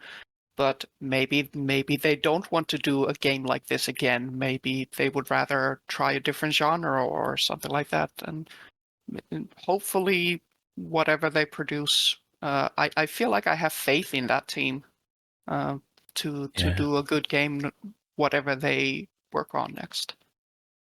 I think I would just say that, sorry for butting in, James, I think No, you're right. the message I would give clear, though, is that the Assassin's Creed community needs to be patient and understand that what makes an Assassin's Creed game isn't black and white. Over 15 years of lore, what is Assassin's Creed's become blurred. And I think as fans of the franchise, we need to be patient that if Ubisoft wants to experiment to make the brand last longer or give studios like Bordeaux more chance to experiment, then we as fans should at least be compliant to let them try and experience it and don't knock it before we try it, if that makes sense. Let studios have a bit of fun with this franchise because the game may not be our cup of tea, but it may bring in new fans that want to then revisit. So, if you love Mirage to pieces, but you don't want to play Red because it's an RPG open world, then the idea is you don't knock the studio for moving that direction. You just understand that there will be fans that want that, and you've always going to have Mirage to play back on, even if there is no next gen new game plus. At least you can reboot a new save now and then. My thoughts on this are they did something pretty special with this game. And my fear, I'm still looking forward to seeing what Hexe and Red, and there's so many other projects in development. I will definitely, apart from Nexus, because I don't have a VR headset, I will definitely look at them all, and can't wait to play most of them. I don't think I'll be playing the what's the mobile one, Jade, because I don't want a game on an iPhone. Sorry, that's just me. I'm old. It does make me giggle that I know mobile gaming is massive, and I'm obviously the wrong demographic here. But you spend all this money on a console or a PC, and then they want you to play on a little 5-inch screen. Well, it cracks me up. Anyway, the one thing that I think would be a shame is if this little bit of magic that they created here with this stealth focus isn't reused. There's almost like there's a template here, and it's actually not. It's not even genius, because it's just going back to what the old games were. But take this template and reuse it. Like you said, Chris, there are other characters out there that we could explore. We could create new ones. It doesn't really matter if it's interesting and engaging and stealth focused gameplay and flexibility to choose our own paths. I honestly think that if they made more stories involving old characters, I think fans would go crazy for that. Because there's so many people on my Twitter alone that are just obsessed with one character, and it's I know I love Connor, so I know for a fact the fact that Connor's finally getting a bit of new story, although I don't really think it is a new story or anything. It's set in between the events of Assassin's Creed 3, but the fact that that's going to be on VR, I'm gutted because I'm not a VR guy. I'll probably never buy a headset because it's never been something I'm into. So the fact that that's happening, I'm gutted because I'm not really going to get to see that story. I'll look it up and I'll find out what happens, but yeah, it's sad if they were to give us another game that involved Connor in some way that was just a normal game, then you've already sold at least one copy to me, so understood. All right, we've been talking for more than 2 hours, I think. So yeah. Can I just mention one more thing? I was going to ask for final thoughts, so take it away. No, I was just going to mention that I love the way that the Baghdad's culture is portrayed in this game via the database entries and the language and actors. They went out of their way to get people whose background matches that of their character. For example, Roshan was Persian, and they got an actor who was actually able to speak in the right accent and all that. So I'm just like, that's another thing that I'm giving props to the team for. That I'm learning so much. I'm reading the database entries, and I'm kind of it's giving me the feeling like I know that the database has been in many, if not most, of the games that we've had so far. But to be honest, it got so big at some point that I just kind of stopped paying attention. But I'm actually getting sort of a flashback to the Ezio trilogy, where I was reading every entry about the Italian Renaissance, because that was like, I never really read anything about it, and that's something that I'm kind of experiencing here, because the golden age of Baghdad, that's also something that's new to me, that I've never really looked up the history or anything.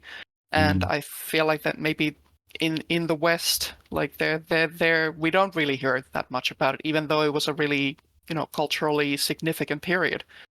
And I'm just really happy to be learning new things again and listening to the language, and it's really fun. That's another aspect of the game that I really appreciate. And That's it's a done great really call out. in a respectful way. Yeah. Everyone, I we had Shadi and Arshak on the show 2 weeks ago, sort of looking ahead to what they were looking forward to. And Shadi got a preview code like we did. And I DM'd him, I think, Saturday, so a couple of days after the preview period had started, and he's over the moon. Did he play in Arabic? Yes. Yeah, Yes. I'm planning to do that in my second playthrough, because I'm really curious about the Arabic dub too. That's and the only other game that I've played in like a different language was AC2, which I once played in Italian. So, but it's really fun to be able to do that again. Did you not do Unity in No, French? no. Okay. That's good. I've even heard from some of my friends who either are French or speak French that they prefer the English. Do they? Yeah, I guess maybe because the trailers, I mean, they're fluent in English, but maybe because the trailers were mostly in English and whatever. I just find it so weird having them all have these like Cockney English accents. I'm like, wow, yeah, it doesn't make a lot of sense. No. Oh well, that's what it is. Yeah. All right. Final thoughts, Chris? Final words? Final thoughts. Great game. If you're an old school fan, I think you should enjoy it. If not, there's something wrong with you. And if you're an RPG, if you came in the RPGs, I think you will enjoy it. You just need to give it a chance. Just push past that bit of hardness with the stealth, and then you will enjoy it. I'm sure of it.